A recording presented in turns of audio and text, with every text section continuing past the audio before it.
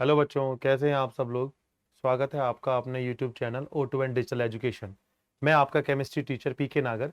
बेटा आज हम स्टार्ट करेंगे UP board 12th class unit solution विलियन। और विलियन में स्टार्ट करेंगे बेटा हम लोग आज अणु संख्य गुणधर्म। ठीक है, अणु संख्य गुणधर्म पढ़ेंगे। और मैं आपसे कह रहा हूं बेटा यूपी बोर्ड में 99% अणु संख्य गुणधर्म से रिलेटेड कुछ ना कुछ न्यूमेरिकल या थ्योरेटिकल पोर्शंस आते हैं। तो आइए बेटा आज हम पढ़ेंगे अपना पहला अणु संख्य गुणधर्म परासरण और परासरण दाब। ठीक है, देखिए बेटा मैं हैंडमेड नोट्स बना के लेकर के आता हूं आपके लिए। ठीक है, और ताकि हाथ से लिखा हुआ अच्छे से आपको समझ में आ जाए। ठीक है, और थोड़ा इंटरेस्ट के साथ भी आप लोग पढ़ लें कि भाई चल क्या रहा है प्रॉपरली। ठीक है, तो देखते हैं भाई हम अपना पहला विलियनों के अणु संख्य गुण। पहले दिमाग में ये बात आएगी कि यार विलियनों के अणु संख्य गुण होते क्या हैं, विलियनों के अणु संख्य गुण हैं क्या। इनको बेटा बोलते हैं कॉलीगेटिव प्रॉपर्टीज ऑफ सॉल्यूशन, कि सॉल्यूशंस की कॉलीगेटिव प्रॉपर्टीज क्या होती हैं। ये तो मैंने आपको बता दिया कि कॉलीगेटिव प्रॉपर्टीज जो होती है सॉल्यूशंस की वो 4 प्रकार की होती हैं। और बेटा चारों में से कोई ना कोई एग्जाम में पर ईयर आता ही आता है। ठीक है, तो बड़ा इंपॉर्टेंट हो जाता है ये हमारे लिए समझना। फिर भी मैं आपको बताता हूं कि अणु संख्य गुण क्या हैं। थोड़ा थ्योरी को धीरे धीरे आसानी से पढ़ेंगे। ये क्या कह रहा है, विलियन के विलियन के विलियन के वे गुण, विलियन के वे गुण जो विलेय की रासायनिक प्रकृति पर निर्भर नहीं करते। विलियन के वे गुण, सॉल्यूशन के, ना विलेय के ना विलायक के, विलियन के ऐसे गुण, ऐसी प्रॉपर्टीज जो विलेय की रासायनिक प्रकृति पर निर्भर नहीं करते। विलेय की रासायनिक प्रकृति से उनका कोई लेना देना नहीं है, किंतु विलायक विलायक की एक निश्चित मात्रा में उपस्थित विलेय कणों की संख्या पर निर्भर करते हैं। कहां करते हैं निर्भर, किंतु विलायक की एक निश्चित मात्रा में उपस्थित, विलायक की कोई निश्चित मात्रा मैंने ली है, विलायक की किसी निश्चित मात्रा में विलेय कणों की संख्या पर निर्भर करते हैं। ऐसे गुण जो विलेय कणों की संख्या पर निर्भर करते हैं। ठीक है, यहां आएंगे अणु संख्य गुण कहलाते हैं। देखिए मैं आपको बताता हूं क्या कॉन्सेप्ट है। विलियन के वे गुण जो विलेय की रासायनिक प्रकृति पर निर्भर नहीं करते, रासायनिक प्रकृति के ना जो केमिकल नेचर है उस पर डिपेंड नहीं करते। क्या होता है, किंतु विलायक की एक निश्चित मात्रा में उपस्थित विलेय कणों की संख्या पर निर्भर करते हैं। ठीक है, अणु संख्य गुणधर्म क्या होते हैं, विलेय कणों की संख्या पर निर्भर करते हैं, अणु संख्य गुणधर्म कहलाते हैं। और मेरे बच्चों ये 4 प्रकार के होते हैं। आइए बेटा पढ़ते हैं कौन कौन से होते हैं। मेरे बच्चों 101% यहां से कुछ ना कुछ पेपर में आता है, बहुत इंपॉर्टेंट है, ध्यान से सुनते हैं। पहला है बेटा परासरण एवं परासरण दाब। ठीक है, ऑसोमेटिक प्रेशर, ऑसोमेटिक प्रेशर हम पढ़ेंगे। पहला है हमारे लिए परासरण दाब, ऑसोमेटिक प्रेशर।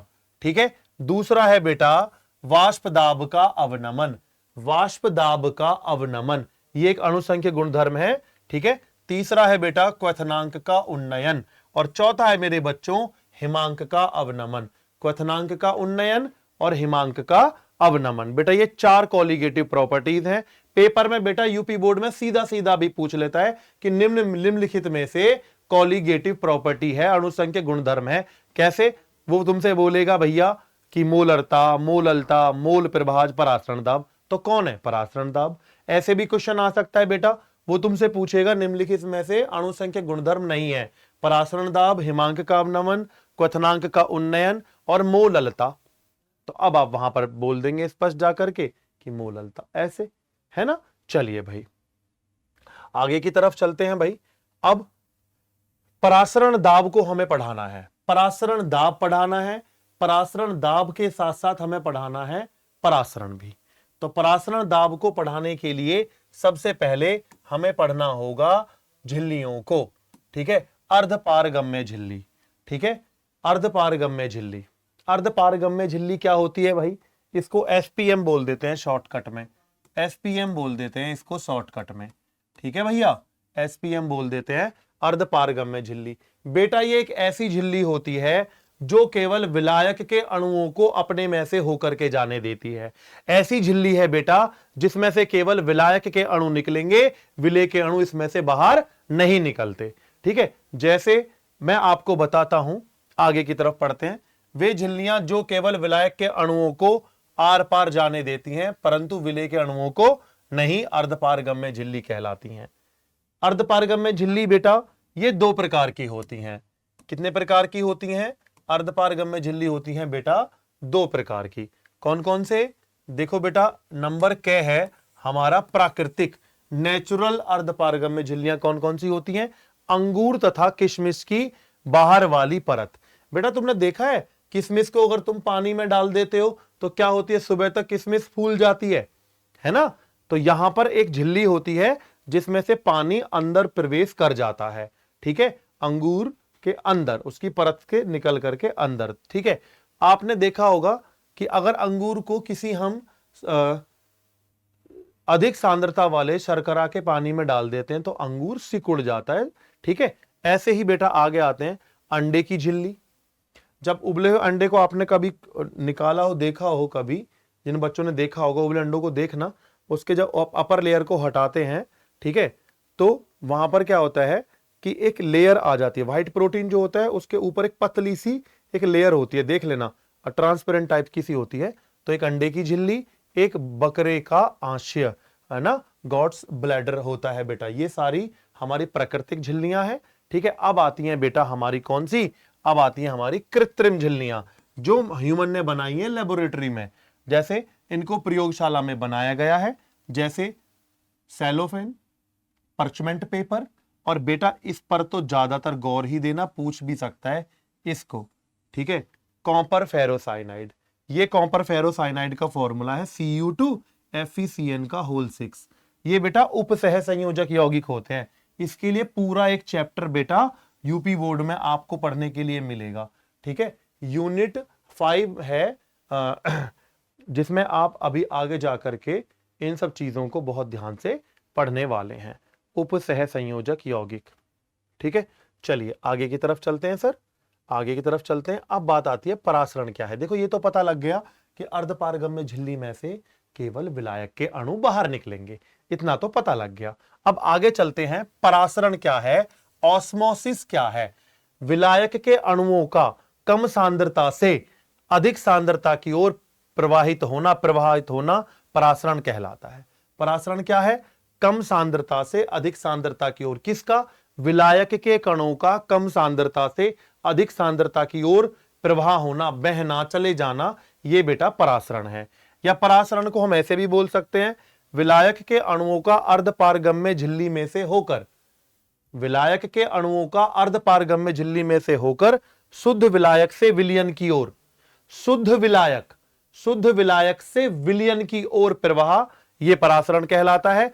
या तनु विलयन से सांद्र विलयन की ओर प्रवाह, स्वतः प्रवाह, यह परासरण कहलाता है। तीन चीजों से आप बता सकते हो कि कम सांद्रता से अधिक सांद्रता, तनु विलयन से सांद्र विलयन की ओर, या फिर क्या बोला गया था यहां पर? देखो, शुद्ध विलायक से विलयन की ओर जो प्रवाह होता है, किसके कणों का बेटा?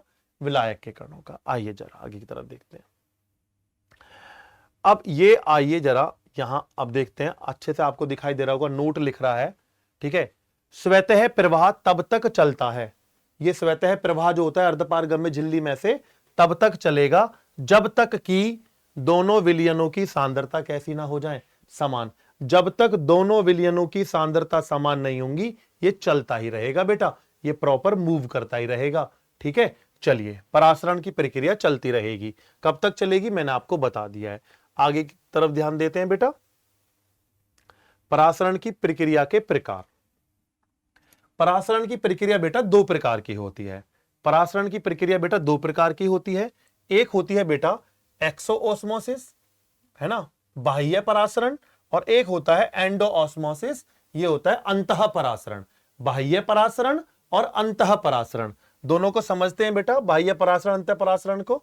ठीक है, आइए जरा पहला देखते हैं हम लोग एक्सोऑस्मोसिस, बाह्य परासरण। क्या है भैया बाह्य परासरण?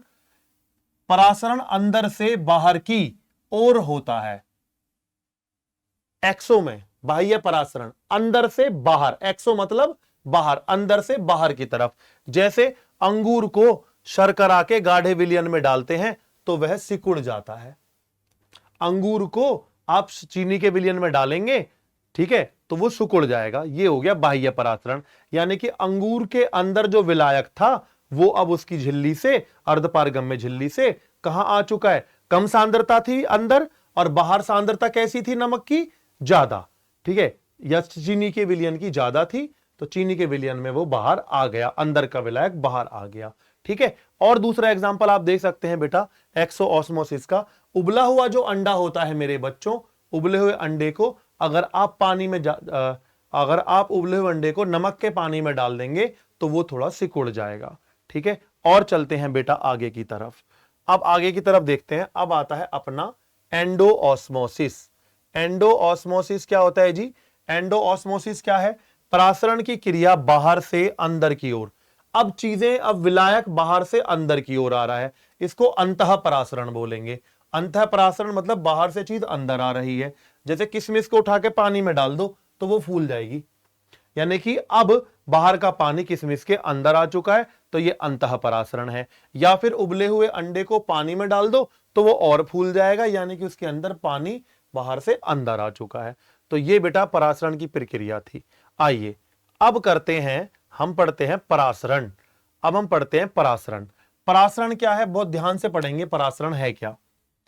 परासरण की क्रिया को रोकने के लिए विलयन पर लगाया गया आवश्यक वह बाहरी दाब परासरण दाब कहलाता है, ठीक है। कैसे कहलाता है भाई, आइए जरा मैं आपको बताता हूं, देखिए ध्यान से जरा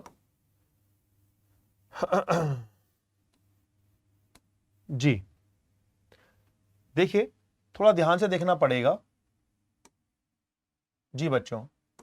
जैसे मैंने ये एक कंटेनर ले लिया है, ठीक है, और इस कंटेनर में मैंने यहां पर मैंने क्या किया है, यहां मैंने जी एक कंटेनर लिया है और यहां मैंने लगा दी है बेटा एक SPM अर्धपारगम्य झिल्ली, ठीक है। यहां मैंने क्या लिया है, यहां तक मैंने भर लिया है यहां पर विलयन, ठीक है, और यहां मैंने लिए हैं क्या, यहां मैंने लिए हैं विलायक, ठीक है। इन दोनों को मैं यहां तक भर लेता हूं और यहां मैं एक क्रिएट करता हूं प्रेशर P, ठीक है। अब होगा क्या, जरा परासरण की प्रक्रिया को समझने की कोशिश करना। तो जो पानी के मॉलिक्यूल होंगे वो विलायक इधर जाने लगेगा। अगर विलायक इधर जा रहा है अर्धपारगम्य झिल्ली से, जिससे क्या होगा बेटा, जिससे जो विलयन है इसका जो यहां पर जो मैंने ऊपर एक लेबलिंग की है, ये लेवल बढ़ेगा और विलायक का लेवल घटेगा। इसका मतलब मुझे पता लग चुका है कि परासरण चालू हो गया है। परासरण, विलायक के मॉलिक्यूल विलयन की तरफ जाने लगे हैं, कम सांद्रता वाले अधिक सांद्रता की ओर जाने लगे हैं, तनु सांद्र की ओर जाने लगे हैं, जिससे कि अब इसका तो लेवल डाउन होगा, इसका बढ़ेगा। तो अब मुझे बताइए कि अगर मुझे विलायक के मॉलिक्यूलों को यहां आने से रोकना है तो मुझे क्या करना पड़ेगा, विलायक पर प्रेशर बनाना पड़ेगा या विलयन पर? तो बेटा मुझे प्रेशर बनाना पड़ेगा, पता है कहां, बताओ मुझे कहां बनाना पड़ेगा प्रेशर? मुझे प्रेशर बनाना पड़ेगा विलयन पर। मैं विलयन पर प्रेशर बनाऊंगा बेटा। ये चीज इधर आ रही है, अगर कोई चीज मेरे पास आ रही है तो क्या मैं उसके हाथ को पकड़ के ऐसे खींचूंगा या उसको मैं पुश करूंगा? अगर वो मेरी तरफ आ रही तो मैं ऐसे धक्का दूंगा, पुश करूंगा। तो ऐसे ही जो विलयन होगा, मैं विलयन पर यहां प्रेशर बनाऊंगा और प्रेशर जो बनेगा वो प्रेशर विलायक के अणुओं को अंदर नहीं आने देगा, यानी कि विलायक के मॉलिक्यूलों को यहां आने से रोकना है। ये जो परासरण की प्रक्रिया है इसे रोकना है, बंद करना है। इस प्रक्रिया को बंद करने के लिए मैं विलयन पर एक प्रेशर क्रिएट करूंगा और वहां पर मैं कुछ नहीं करूंगा, एक मीटर लगा दूंगा प्रेशर नापने के लिए, ठीक है। प्रेशर नापने के लिए एक मीटर लग जाएगा, ठीक है। वो मीटर मेरे को बताएगा कि किस प्रेशर पर जाकर के ऐसा हो रहा है, प्रेशर सेट करते रहेंगे। एक प्रेशर ऐसा आएगा कि जहां पर विलायक के इधर एंट्री नहीं करेंगे अर्धपारगम्य झिल्ली से, उसको बोलेंगे परासरण दाब।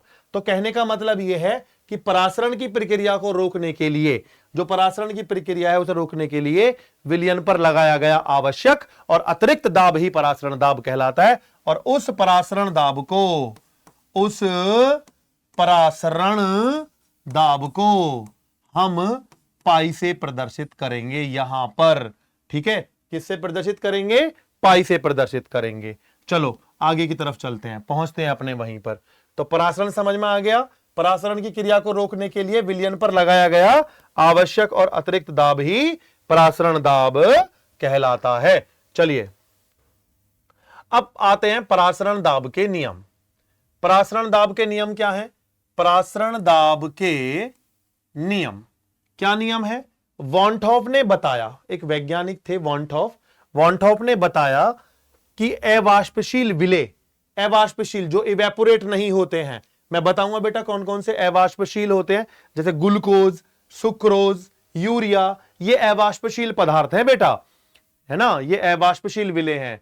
चीनी, ग्लूकोज, फ्रक्टोज और आपका यूरिया, ये है बेटा अवाष्पशील पदार्थ या अवाष्पशील विलेय तथा गैसों के तनु विलयन। ठीक है, अवाष्पशील पदार्थ जैसे ग्लूकोज, सुक्रोज के उनके तनु विलयन और गैसों के तनु विलयनों के गुण समान होते हैं। अवाष्पशील पदार्थ जो होते हैं उनके विलयनों के गुण और तनु विलयनों के गुण आपस में गैसों के तनु विलयनों के गुण समान होते हैं, अतः इन पर गैसों के नियम अप्लाई कर सकते हैं। यहां मैं गैसों के नियम क्यों अप्लाई कर रहा हूं बेटा? क्योंकि मैंने साफ बता दिया है आपको कि अवाष्पशील विलेय और गैसों के तनु विलयन इनके गुण लगभग समान होते हैं, तो इन पर हम गैस नियम अप्लाई कर सकते हैं। ये हमने 11वीं क्लास में पढ़े थे गैस के नियम। आइए भाई जरा देखते हैं कौन कौन से गैस के नियम हमने पढ़ने हैं जी। पहला हम पढ़ लेते हैं बॉयल का वॉन्टहोफ नियम। बॉयल वॉन्टहोफ नियम ने क्या कहा था? इसने कहा था जो परासरण दाब होता है वो सांद्रता के सीधे समानुपाती होता है जब टेम्परेचर क्या हो? स्थिर। अगर T कांस्टेंट है तो परासरण दाब पाई सांद्रता C के समानुपाती होता है। जैसे सांद्रता C आ जाए तो समझ जाना वहां पर आ चुका है मात्रक मोल प्रति लीटर, यह सांद्रता है भैया C। ठीक, अब दूसरा है चार्ल्स का नियम। चार्ल्स ने क्या कहा? अगर ये सांद्रता C ही कांस्टेंट हो जाए, ये बदले ही ना, तो जो पाई होता है परासरण दाब वो समय के सीधे समानुपाती होता है। तो मेरे को इक्वेशन नंबर 1 हाथ लगी, इक्वेशन नंबर 2 हाथ लगी, दोनों को मैंने मर्ज कर लिया। ठीक है, एक तो बॉयल का वॉन्टहोफ नियम और एक चार्ल्स का। ठीक है, देखिए भाई, एक बॉयल का वॉन्टहोफ नियम और एक चार्ल्स का वॉन्टहोफ नियम। आइए, बॉयल का वॉन्टहोफ नियम क्या बोल रहा था? बॉयल महाराज ने क्या बोला? उसके रूल के अकॉर्डिंग काम क्या था हमारा? उसके रूल के अकॉर्डिंग हमारा काम था कि भाई जो पाई होगा वो सीधे समानुपाती होगा सांद्रता के। कब? जब T या ताप कांस्टेंट हो, ताप क्या हो? स्थिर हो। ठीक है, ये वाली बात समझ में आती है। चार्ल्स ने क्या बोला? चार्ल्स ने हमसे बोला, चार्ल्स बाबूजी हमसे बोले कि पाई जो है वो सीधे समानुपाती है T के। उसने कहा कि जब आपकी सांद्रता C क्या है? स्थिर है। मैंने कहा ठीक है भाई, तेरी बात भी मान लेंगे भाई हम तो। ठीक है, फिर क्या हुआ जनाब? फिर हुआ सर ये समीकरण 1 और 2 से हमने क्या किया? समीकरण 1 व 2 से देखो पाई सीधे समानुपाती CT हो गया। ठीक है, पाई इस समानुपाती के निशान को हटाने के लिए कांस्टेंट ले लेते हैं। ठीक है, तो अवाष्पशील पदार्थ जो हमारे भी हैं उनके लिए हम S ले लेते हैं, SCT ऐसे कुछ कर लेते हैं। ठीक है, मुझे पता है, मैं एक बात जानता हूं। क्या जानता हूं? सांद्रता C बराबर होता है मोल प्रति लीटर, N मोलों की संख्या आयतन लीटर। तो यहां हो सकता है पाई इक्वल टू, ठीक है, पाई इक्वल टू CST मतलब N अपॉन VST। ठीक है, ये हो सकता है। C की जगह आपने N अपॉन V रख दिया। C सांद्रता का मतलब होता है मोल प्रति लीटर, मोलों की संख्या N, आयतन लीटर V। ठीक है, तो N अपॉन V, अगर v इधर आ जाए तो ये हो सकता है pi v equal to N S T, pi v equal to N S T, जहां पर पाई परासरण दाब, v वॉल्यूम आयतन, n number of moles, s constant और t होगा बेटा टेम्परेचर। ठीक है, ये टेम्परेचर कितना लेना है, केल्विन में लेना है, डिग्री सेल्सियस में लेना है, डिपेंड करेगा s के ऊपर, स्थिरांक के ऊपर। आयतन लीटर में लेना है, ml में लेना है, डिपेंड करेगा s के ऊपर। बताऊंगा मैं भी आपको। ये समझ में आ गया बेटा? समझ में आ रहा है सब बच्चों को? आ रहा है भाई? आ रहा है तो आगे चलते हैं। चलिए भाई पहुंचते हैं अपने वहीं पर। देखो फिर से क्या हुआ, पाई पाई सीधे समानुपाती सी, दोनों समीकरणों को क्या किया मैंने, मर्ज किया। समझ में आया? देखो मर्ज किया तो pi equal to C T, समानुपात हटाएंगे तो ये लगाएंगे, तो इसे हम क्या बोल सकते थे, pi equal to C S T, pi equal to C S T. ठीक है, समानुपात हटाने के लिए एस आ गया। अब सी बराबर क्या होता है, N upon V. N upon V क्या हो गया, मोल प्रति लीटर, मोल प्रति लीटर हो गया। सी सांद्रता हो गई। अब क्या होगा, अब एन अपॉन वी को सी की जगह रख दो, तो pi equal to S N upon V T. ये इसे सुधार लो थोड़ा सा, इसे ऐसे कर सकते थे हम, इसे ऐसे कर सकते थे N upon V S T. अब वी इधर आ जाएगा, इधर। ठीक है, कर लीजिए भाई। तो pi V equal to N S T. N है मोलों की संख्या। ठीक है, एन मोलों की संख्या है तो एन बराबर हो सकता है भार बटे अणुभार एम डैश। डब्ल्यू हो गया पदार्थ का भार, एम हो गया पदार्थ का मोलर द्रव्यमान। एन की जगह आप डब्ल्यू अपॉन एम डैश भी रख सकते हो। अच्छे से देख लेना मेरे बच्चों। ठीक है, यहां तक समझ में आ गया? चलिए आगे चलते हैं। समीकरण नंबर 3 आ गई। इसमें कौन कहां पर क्या क्या है, इसके ऊपर न्यूमेरिकल आते हैं बेटा, इंपोर्टेंट है, न्यूमेरिकल आते हैं तो अच्छे से हम लोग इसको देखेंगे। ठीक है, आइए जरा देखते हैं बेटा यहां पर कौन क्या क्या है। देखो सी सांद्रता हो गई मोल प्रति लीटर में, वी आयतन हो गया, परासरण दाब पाई हो गया, एन विलय मोलों की संख्या, भार बटे अणुभार डब्ल्यू अपॉन एम डैश मैंने साफ साफ लिख दिया है, एस विलियन स्थिरांक हो गया। चलिए भैया आगे की तरफ चलते हैं। बहुत अमेजिंग बात है, ये जो एस है बाबूजी, इस एस को आप समझिए, इस एस का खेला समझिए भाई। क्या है, एस का जो कांस्टेंट है उसकी वैल्यू होती है 0.0821 लीटर एटीएम प्रति केल्विन प्रति मोल। इसको आप शॉर्टकटली बोल सकते हैं litre ATM kelvin inverse mole inverse. इसका मात्रक होता है बेटा litre ATM kelvin inverse mole inverse. S की जगह ज्यादातर यूपी बोर्ड में इसी को रखा जाता है, आपको देगा पेपर में। 99% आपको पेपर में देगा अगर न्यूमेरिकल आता है तो। नहीं आता है तो हम याद कर लेंगे, कोई बड़ी बात भी नहीं है। एक एस होता है बेटा 8.314 गुणा 10 की पावर 7 अर्ग केल्विन इनवर्स मोल इनवर्स। एक होता है एस का मान 8.314 joule kelvin inverse mole inverse. ठीक है, इसको बोलेंगे आप लोग जूल केल्विन इनवर्स और यहां आ जाएगा मोल इनवर्स। आइए भाई आगे की तरफ चलते हैं। नोट, अच्छा एक पेपर में आ सकता है 2023 के आसपास पूछा भी था यूपी बोर्ड में बेटा, ये यूपी बोर्ड में पूछ लिया गया है, मैं इसलिए एक्सप्लेन कर रहा हूं इसको अच्छे से।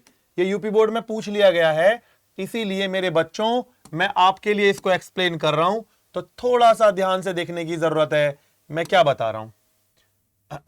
जी, परासरण दाब एक अणु संख्या गुणधर्म है, प्रूफ करो, सिद्ध करके दिखाओ। कैसे कह सकते हो कि परासरण दाब एक अणु संख्या गुणधर्म है कि विलय के अणुओं की संख्या पर निर्भर करी जा रही है बात। हमने पढ़ा है pi V equal to N S T, pi परासरण दाब, N V volume, N moles, S constant, T temperature. तो वी अपॉन में चला गया, pi equal to N upon V. भाई पाई इक्वल टू क्या आ गया, एन अपॉन वी, मोल प्रति लीटर, या इसको क्या बोल सकते हो आप, सांद्रता। इसको क्या बोल सकते हो आप, इसे बोल सकते हो पाई इक्वल टू, एक मिनट भैया जी, यस, देखो क्या बोल सकते हैं इसको आप बोल सकते हो pi equal to C S T.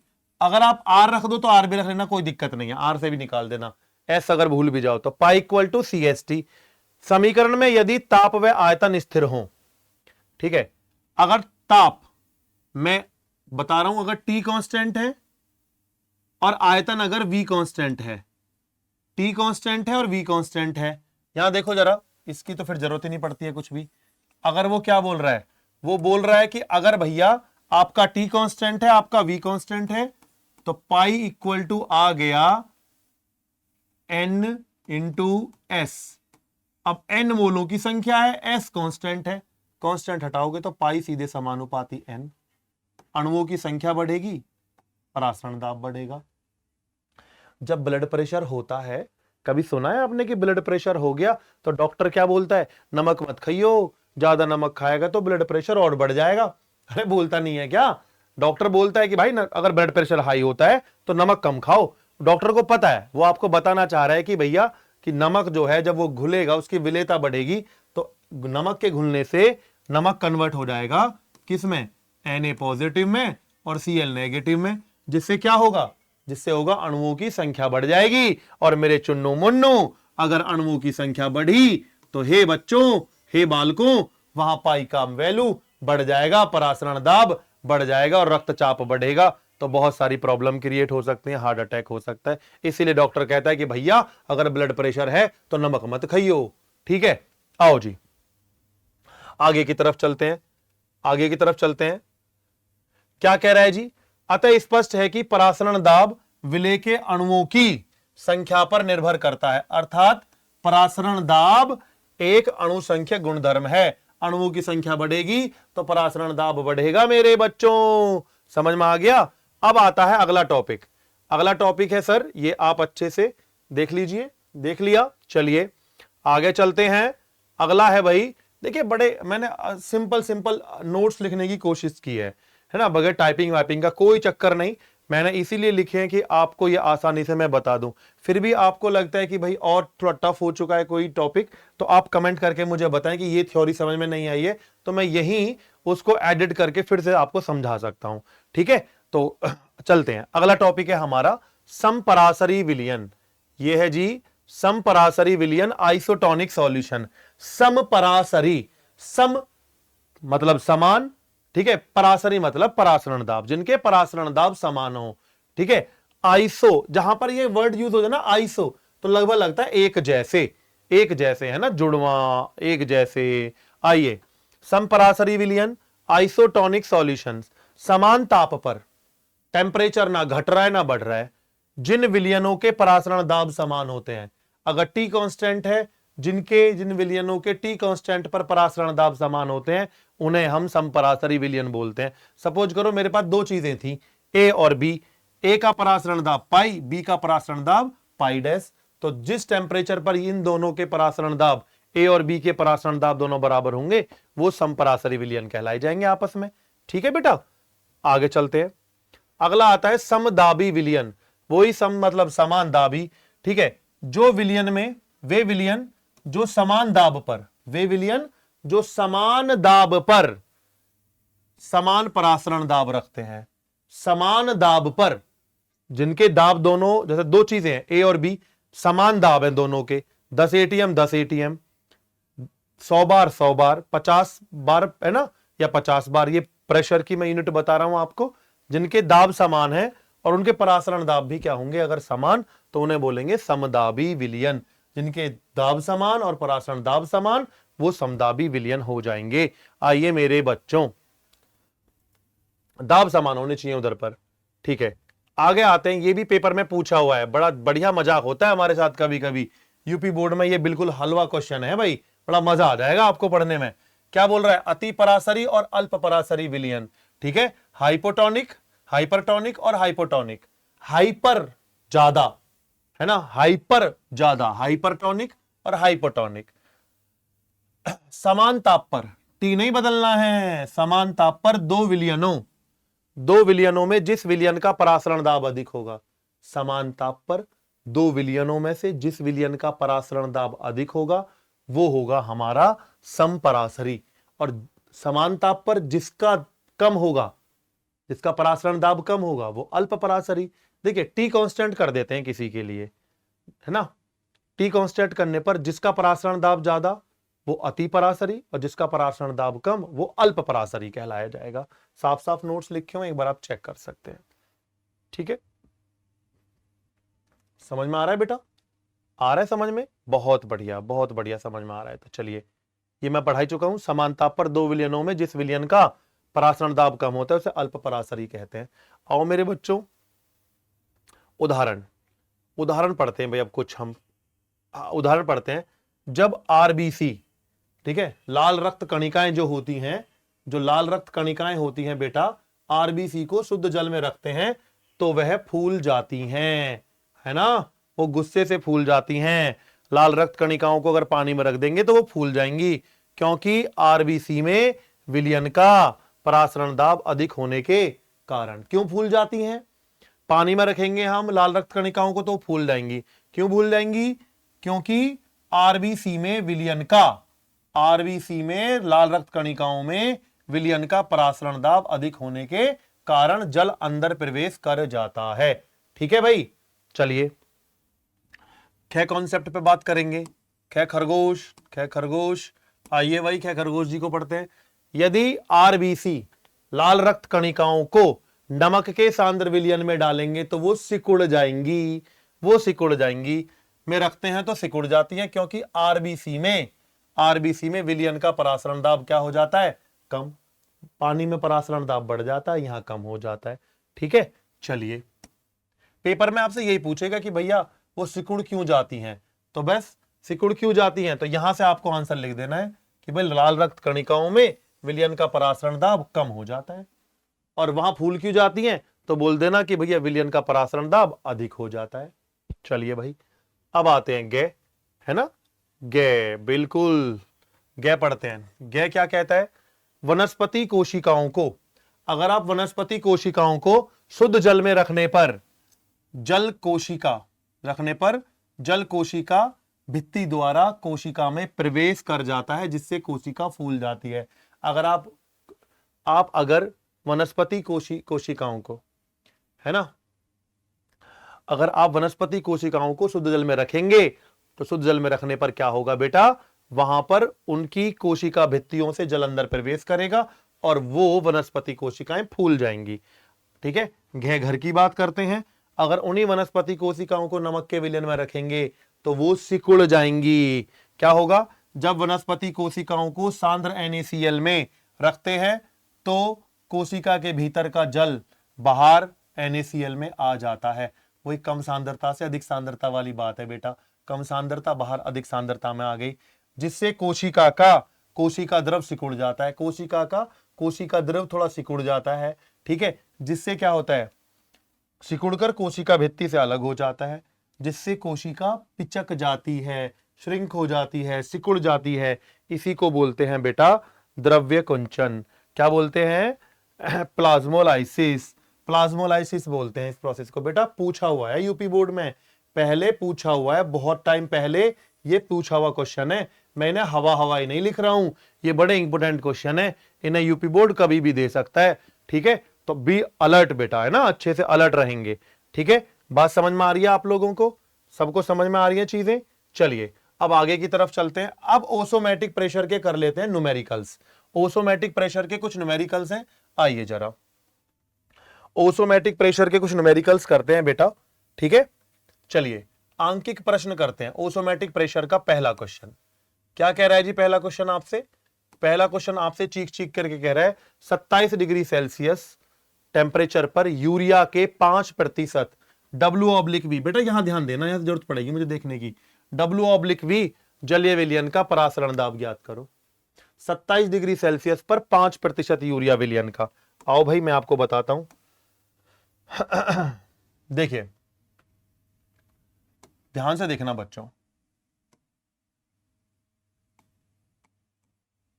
27 degree Celsius, ठीक है, इसको भैया केल्विन में कन्वर्ट कर लो, 273 इसमें जोड़ लो तो ये हो जाएगा 300 केल्विन।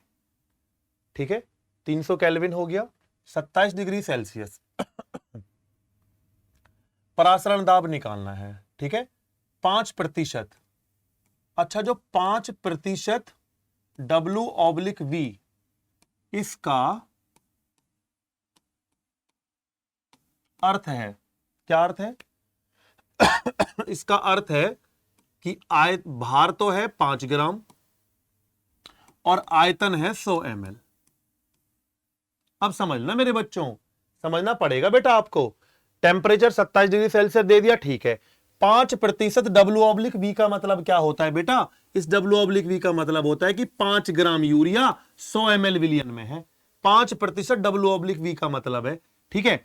और यहां पर R आएगी बेटा 0.0821 litre ATM kelvin inverse mole inverse, ये आपको दे रखा है। तो ये बेटा आपसे चीख चीख करके कह रहा है, चीख चीख के कह रहा है कि बेटा बच्चों आपको वॉल्यूम रखना है लीटर में, प्रेशर रखना है एटीएम में, टेम्परेचर केल्विन में, है ना।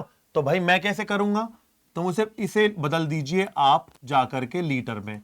तो भैया मैंने कर दिया इसको 0 से 0 कैंसिल, 1000 से भाग किया, तो ये हो गया बेटा 1/10 लीटर। अब आगे आओ, हमारा फॉर्मूला होता है पाई वी इक्वल टू, क्या होता है हमारा formula? Pi V equal to NST, S कहो या आर कहो, ठीक है। चलो, एन क्या होता है? भार बटे अणुभार, ठीक है। एन क्या होता है? एन होता है जी हमारा भार बटे अणुभार, एम डैश ST, ठीक है। मुझे पाई निकालना है, आयतन 1/10 है, W बाहर मेरा 5 ग्राम है, S का मान 0.0821 है, टेम्परेचर 300 है, ठीक है। अपॉन में एम डैश, एम डैश किसका भाई? एम डैश यूरिया, यूरिया जिसका फॉर्मूला होता है NH2CONH2, ठीक है। इसका अणुभार मोलर द्रव्यमान एम डैश तुम्हें दे रखा है बेटा पेपर में 60, ठीक है। पेपर में 60 दे रखा है, 60 यहां रख दो जी, ठीक है। 6 से इसे काट दो, सीधा सीधा 60 से कट जाएगा, 6 पंजे 30, 5 बार चला गया, ठीक है। बात समझ में आ रही है आप लोगों को? ठीक है भाई। तो पाई बराबर अब यहां पर क्या आएगा? इधर ले लेते हैं, चलो। पाई अपॉन 10 इक्वल टू 2 2 जा 25 इंटू 0.0821 अपॉन, और यहां पर इसको ऐसे कर लेंगे तो पाई बराबर आ जाएगा हमारा 10 इंटू 25 इंटू 0.0821। तो जो यहां पर आएगा पाई, उसकी वैल्यू रख देंगे हम इतना ATM। ये आपको निकालना है कैलकुलेट करके। फिर समझ लेते हैं अच्छे से क्वेश्चन को। टेम्परेचर दिया था 27 डिग्री सेल्सियस, उसे मैंने केल्विन में बदल दिया। उसने कहा कि भैया 5% W/V, मैंने कह दिया 5 ग्राम का मतलब है 100 ml, इसे लीटर में बदल दिया। ये मुझे R फिक्स मिलता ही है, एम डैश दे रखा था, फॉर्मूले में फिट किया, आंसर निकल के आ गया। ये हमारा पहला न्यूमेरिकल हो गया बेटा। कौन हो गया? ये हमारा पहला न्यूमेरिकल हो गया। आइए सर आगे चलते हैं। अब कुछ प्रॉब्लम नंबर 2 देखते हैं अपनी। देखिए प्रॉब्लम नंबर 1 आप अच्छे से देख लीजिए, ये हो चुकी है। प्रॉब्लम नंबर 1 कंप्लीट हो चुकी है हमारी, ये वाली, ठीक है। ये इसका आंसर निकल के आएगा, एक बार चेक कर लेना, कोई प्रॉब्लम है मुझे बता देना, ठीक है बेटा। चलिए अब आता है प्रॉब्लम नंबर 2 पर। प्रॉब्लम नंबर 2 पर चलते हैं। एक पदार्थ के, ये जो क्वेश्चन मैं बता दूं आपको एक और बात, जो न्यूमेरिकल मैं करा रहा हूं ये सारे यूपी बोर्ड में आए हुए हैं, करंट के क्वेश्चन हैं ये, 23 के, है ना, कुछ इनमें से 24 के भी हो सकते हैं, ठीक है। चलिए करंट के क्वेश्चंस हैं। एक पदार्थ के 45 ग्राम, W दे दिया जी हमें, ध्यान देना, W दे दिया 45 ग्राम प्रति घोल का, 45 ग्राम प्रति घोल का, प्रति लीटर होगा वैसे, ये लिखा नहीं होगा यहां पर, एक्चुअली ये होना चाहिए था प्रति लीटर। प्रति लीटर घोल का 20 डिग्री सेल्सियस पर परासरण दाब 3.2 ATM है। स्थिरांक की गणना करनी है। पदार्थ का अणुभार 342, W है, ठीक है, W है। एक पदार्थ, देखिए एक पदार्थ का W दे दिया है, M डैश दे दिया है, ठीक है, टेम्परेचर दे दिया है, और वॉल्यूम प्रति लीटर मतलब 1 लीटर। अब निकालते हैं, तो आइए, ठीक है, 45 20 342, 45 20 342। आइए भाई अगला क्वेश्चन लेते हैं, ध्यान दीजिए। W 45 ग्राम, M डैश 342, आयतन प्रति लीटर लिख रहा होगा वहां पर, मैं लिख नहीं पाया था तो मैं बता रहा हूं आपको प्रति लीटर, ठीक है 20 लीटर, टेम्परेचर 1 लीटर, सॉरी आयतन 1 लीटर, टेम्परेचर 20 डिग्री सेल्सियस, इसमें 273 ऐड कर देंगे तो 293 केल्विन आ गया। पूछा क्या है हमसे, एस पूछा है कि भैया एस बता दो, एस क्या है, एस क्या है, आओ जी बताते हैं, एस ही बताएंगे जी हम। अब क्या बताएंगे, पाई वी इक्वल टू NST होता है, या पाई वी इक्वल टू NST होता है, तो ये हो जाएगा W upon M dash ST। ठीक है भाई, ध्यान देने की जरूरत है। पाई कितना हमारे पास, पाई भी देखना पड़ेगा, पाई कितना था, 32 था, कितना था, चलिए पाई देख लेते हैं एक बार। पाई हमें दे रखा है कितना, 3.2 ATM, पाई हमें दे रखा है 3.2 दे रखा है बेटा उसने, पाई 3.2, आयतन 1 लीटर, बाहर हमारा कितना है भैया 45, एस की वैल्यू निकालनी है, टेम्परेचर 293 हो जाएगा, एम डैश हमारा 342 हो गया है। ठीक है, अब एस निकालना है, तो एस कैसे निकालेंगे, एस बराबर हो जाएगा 3.2 गुणा 342, अपॉन में दोनों चले जाएंगे, 45 इंटू 293, और यहां जो निकल करके आएगा वो आप बता देना, एस का तो फिक्स ही आएगा 0.082, 0.082, आगे कुछ भी आ सकता है। ये आपकी प्रॉब्लम 2 है। हमें 45 ग्राम प्रति लीटर चीजें दे रखी थी, 45 ग्राम प्रति लीटर का मतलब है 45 ग्राम 1 लीटर में, तो डब्ल्यू आ गया, आयतन हमारा 1 लीटर आ गया, एस हमसे पूछा है, टेम्परेचर 20 था, एम डैश अनुभार 342 दे रखा था। बहुत मजेदार क्वेश्चन है। ठीक है बेटा, हो गया होगा, सॉल्व करके देखेंगे, सॉल्व करके देखेंगे जी। चलिए आगे आते हैं सर अगले क्वेश्चन की तरफ। क्वेश्चन नंबर 3 पर आ जाते हैं। क्वेश्चन नंबर 3 बहुत ही अच्छा क्वेश्चन है, एक एनसीईआरटी का क्वेश्चन है। क्या बोल रहा है, एक प्रोटीन के 200 सेंटीमीटर क्यूब जलीय विलयन, ये उसका आयतन दे दिया है जी। जो प्रोटीन है हमारा, उस प्रोटीन का वॉल्यूम वी हमारे पास आ चुका है। ठीक है, उसमें हमारा वजन आ चुका है 1.25 ग्राम। ठीक है, प्रोटीन है, प्रोटीन का मोलर द्रव्यमान जिसको बेटा हम एम डैश बोलेंगे, ये हमारा एम डैश आ चुका है 61.022 ग्राम। ठीक है, ग्राम मोल है। टेम्परेचर ये है, परासरण दाब की गणना करनी है, टेम्परेचर 300। अब जो V है, यहां देखो मैंने नोटिफाई किया है, जो V है वो हमारा दे रखा है 200 सेंटीमीटर क्यूब। इसको लीटर में बदलोगे तो इसमें 1000 का भाग दोगे तो 0.2 लीटर आ जाएगा। सेंटीमीटर क्यूब को लीटर में लाना है तो 0.2 लीटर आ जाएगा। आइए भाई, वॉल्यूम हमें मिल चुका है, एम डैश हमारा हो जाएगा 61.022, एम डैश हमारा हो जाएगा कितना, क्वेश्चन नंबर 3, एम डैश हमारा हो जाएगा 61.022। ठीक है भाई, बात समझ में आ रही है आप लोगों को। वॉल्यूम हमारा आ जाएगा 0.2 लीटर। ठीक है भाई, 0.2 लीटर आ जाएगा हमारा ये। डब्लू हमारा दे रखा है 1.26 ग्राम। ठीक है, आ गया, एम डैश डब्लू आ गया। और क्या क्या है देख लेते हैं एक बार, मिस्टेक ना हो जाए बस। देखिए M dash 61.022, W M dash आ गया, वॉल्यूम आ गया। ठीक है, टेम्परेचर 300, परासरण दाब निकालना है, टेम्परेचर 300, टेम्परेचर कितना है 300 केल्विन। अब हमें निकालना है पाई। पाई निकालने के लिए क्या करना है, आओ जी, हे चुन्नू मुन्नू ध्यान दो, क्या होता है, pi V equal to W upon M dash S T. ठीक है, पाई निकालना है, वॉल्यूम आ रहा है 0.2 लीटर, डब्लू कितना है जी हमारे पास 1.26 gram, S 0.0821, temperature 300 kelvin, M dash हमारा है 61.022। कैलकुलेट करने पर आपको पाई निकालनी है, और पाई का जो मान आएगा उसको आप लिख देंगे कितने वायुमंडल। ठीक है, ये आपका क्वेश्चन नंबर 3 है, बस छोटा सा क्वेश्चन नंबर 3।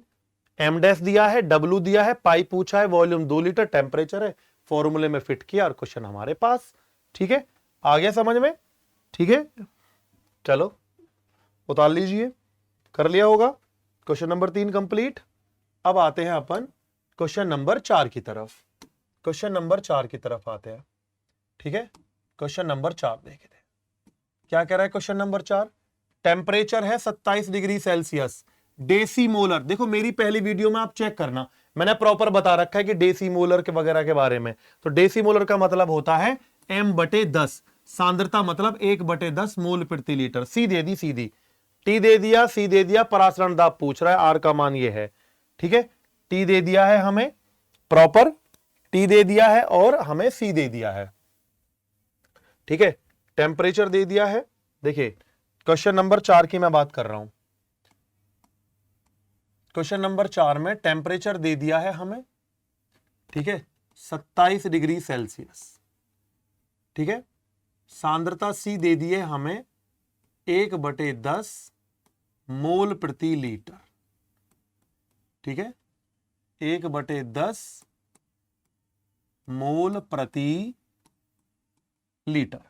टेम्परेचर पर क्या ऐड कर दो, 273, ये आ जाएगा 300 केल्विन। पूछा क्या है हमसे, हमसे पूछिए पाई।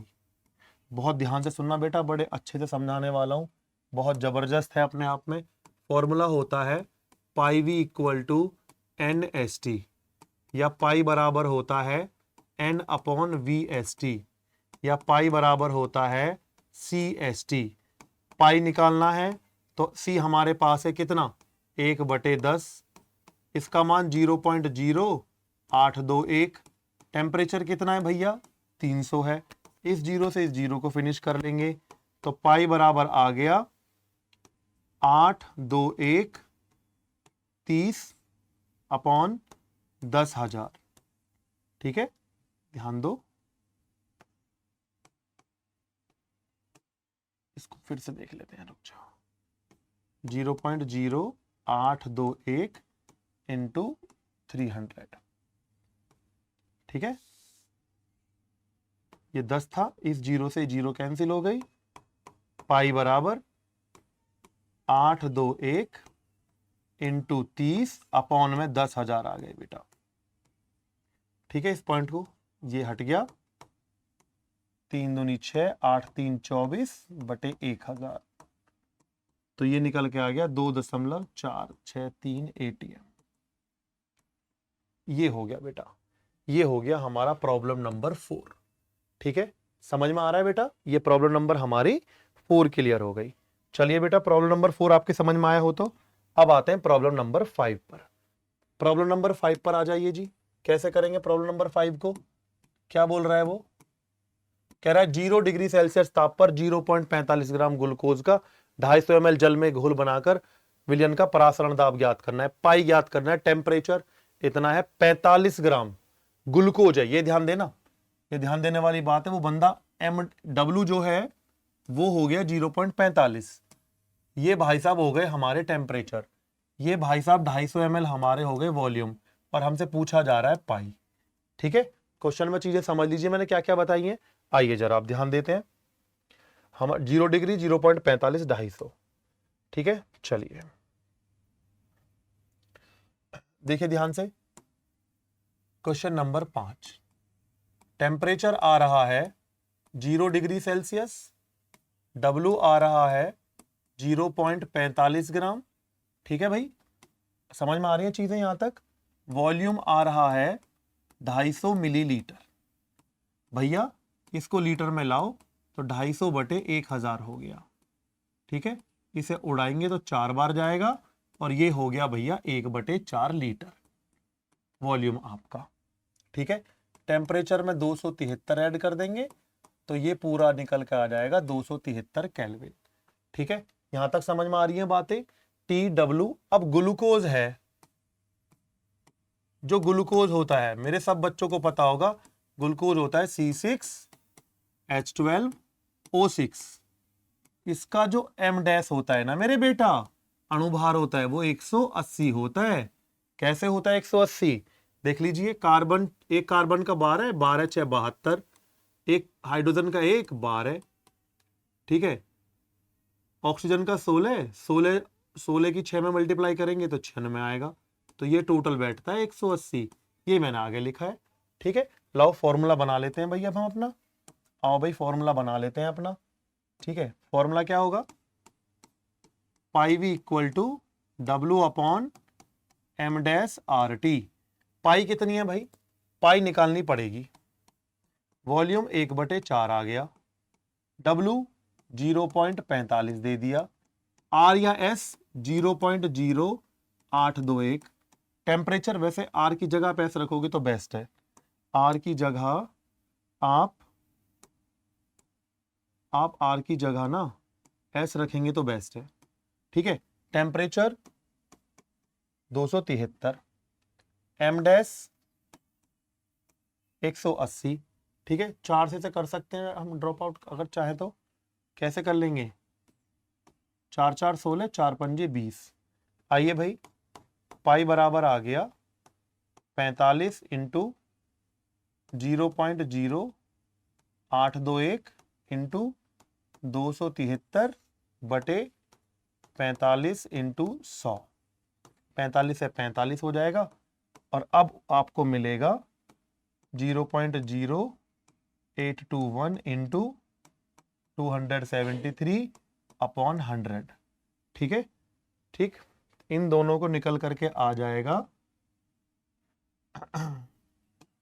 22.1133 अपॉन आ जाएगा 100, 100 से डिवाइड करेंगे तो यहां लिख देते हैं बेटा हम, तो पाई बराबर आ जाएगा 0.2241 ATM, ठीक है बेटा जी, आ गया समझ में। चलो थोड़ा सा कैलकुलेट कर दिया मैंने भी, अब आप थोड़ा देख लेंगे अच्छे से, ठीक है। चलिए क्वेश्चन नंबर हमारा 5 का आ गया 0.2241, ठीक है। क्वेश्चन नंबर 5 का 0.2241 है, ठीक है। अब आता है क्वेश्चन नंबर हमारा कौन सा, क्वेश्चन नंबर 7। क्वेश्चन नंबर 7 क्या कह रहा है, 27 डिग्री सेल्सियस है, 2% यूरिया विलयन का परासरण दाब ज्ञात करना है, ठीक है। 27 डिग्री सेल्सियस पर, चलो भाई देखिए क्वेश्चन नंबर 6 पर आ जाते हैं। Question number 6, question number 6, question number 6 पर आ जाते हैं। 27 डिग्री सेल्सियस 273 जोड़ दीजिए, ये हो जाएगा 300 केल्विन, ठीक है। और 2% W/V का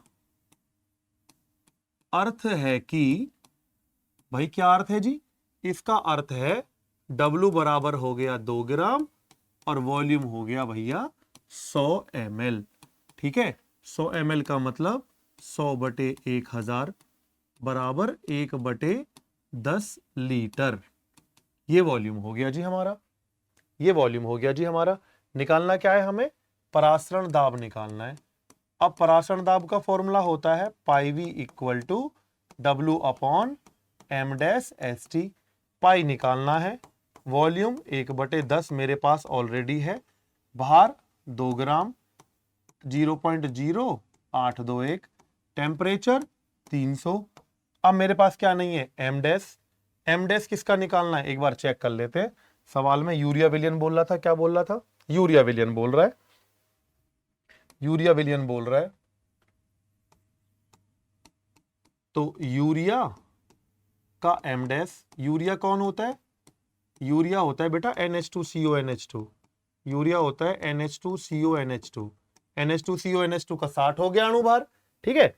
उसको यहां रख दिया, ठीक, कैलकुलेट करके पाई की वैल्यू आ जाएगी, ठीक है। इसको ऐसे उड़ा दो यहां से यार, 5 बार जा रहा है, ठीक है, 5 बार जा रहा है, क्या आएगा, पाई/10 बराबर 5 दूनी 10 इंटू 0.0821 अपॉन में 1 आ जाएगा, ठीक है। लीजिए pi equal to 10 into 10 into 821 upon 10,000 आ जाएगा नीचे, आ गया भाई। इस दशमलव को हटाने के लिए आया है 10,000 नीचे यहां से, तो ये 2 जीरो से 2 जीरो कैंसिल हो जाएगी, तो पाई बराबर 100 का भाग होगा तो 8.21 यहां ATM आ जाएगा।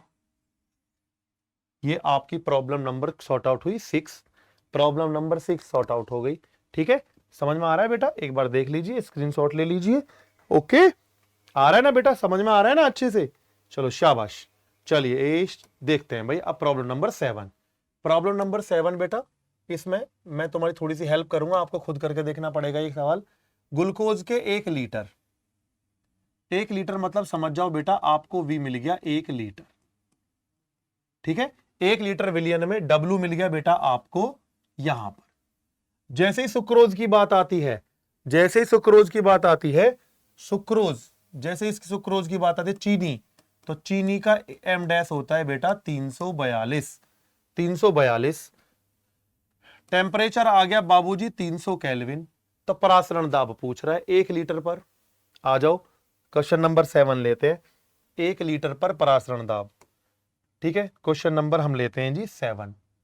क्वेश्चन नंबर 7, वॉल्यूम है जी 1 लीटर। ठीक है, टेम्परेचर है जी 300 केल्विन। ठीक है, वॉल्यूम 1 लीटर, टेम्परेचर 300 केल्विन। ठीक है, डब्ल्यू है जी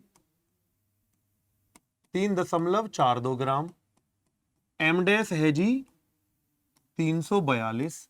परासरण दाब पूछ रहा है बाबूजी। आ जाओ मैदान में, आ जाओ मैदान में। Pi V equal to W upon M dash S T. भैया पाई निकालनी है, वॉल्यूम 1 है, डब्ल्यू 3.42, आर 0.0821, टेम्परेचर भैया 300 केल्विन, अणुभार आ गया भैया 342। ठीक है, कुछ नहीं करना है, 342 गुणा 821 गुणा 300 अपॉन 342 गुणा 100। ठीक है भाई, आ गया, इससे ये उड़ा दिया जी। यहां इस पॉइंट को हटाने के लिए 100, इसको हटाने के लिए 10,000। ठीक है, या नहीं, चलो 10,000 ले लेते हैं हम। ले लिया तो ले लिया, क्या करें। 2 जीरो से 2 जीरो फिनिश हो गई। 3 एकम 3, 3 दूनी 6, 8 तिया 24 बटे 10,000। तो अब डिवाइड कर लेंगे तो पाई निकल के आ जाएगा 0.463 ATM। पाई में आ गया भाई हमारा, ये हमारा पाई आ गया जी। परासरण दाब 0.463, 0.2463। ये बेटा प्रॉब्लम नंबर 7 हो गई हमारी। देख लिया प्रॉब्लम नंबर 7। चलें आगे, लो जी प्रॉब्लम नंबर 8 पर आते हैं सर। वही क्वेश्चन है भाई, वही क्वेश्चन है। तो टेम्परेचर हो गया आपका, मैं इस क्वेश्चन को आपके लिए दे रहा हूं। 3% यूरिया का मतलब है डब्ल्यू हो गया 3 ग्राम। ठीक है, यहां पर वॉल्यूम कितना हो गया, वॉल्यूम हो गया 100 ml, या इसका मतलब हो गया 1/10 लीटर हो गया। जैसे ही उसने बोला यूरिया, तुरंत आपको पता लग गया एम डैश कितना आएगा, 60 आएगा। सवाल को पहचानो, टी है, डब्ल्यू है, एम डैश है, वी है, क्या निकालना है, निकालनी है पाई। अब निकाल के मुझे बताना, निकाल के बताना बेटा, आराम से समझ में आ जाएगा। क्लियर हो रहा है सारे बच्चों को? क्लियर हो रहा है जी। चलिए आगे की तरफ काम करते हैं, अब आगे की तरफ काम करते हैं जी। Yes, problem number 9। Problem number 9 क्या बोल रहा है, मानव रक्त में घुले कणों की मोलर सांद्रता क्या होगी।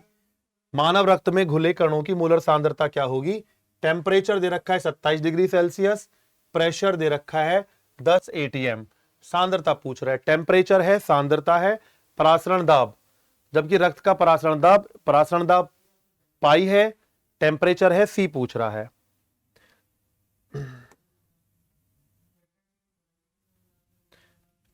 प्रॉब्लम नंबर 9, 8 तो मैंने आपको करने के लिए दिया है। प्रॉब्लम नंबर 9, ठीक है, टेम्परेचर 27 डिग्री सेल्सियस, 273 मतलब ये आ गया 300 केल्विन। 300 केल्विन आ गया। सी हमसे पूछा है, पाई हमें दिया है 10 ATM। तो फॉर्मूला क्या होगा, फॉर्मूला होता है pi V equal to NST, या pi equal to N upon VST equal to CST। C कितना हो गया भाई, सी ही तो निकालना है।